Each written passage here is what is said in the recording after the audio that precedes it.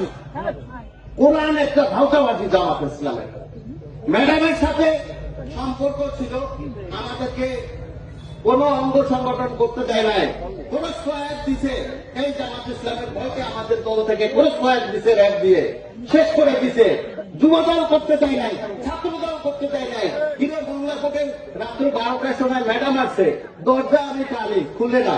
Madam কি হয়েছে, তার এক ছেলে আছে। কে ছেলে? আমি কে ছেলে? কে?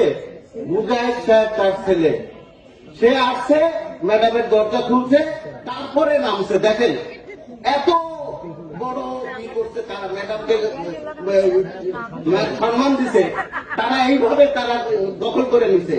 স্টেজে যাবেন ওই সময়, ম্যাডামের ওই সময় ভোরবেলা ফজরে যাওয়ার সময় যে দেখবেন যে তারা দখল করে স্টেজ সামনের কাতারে সব দখল করে আছে। বিএনপিদের কোনো পাত্তা ছিল না।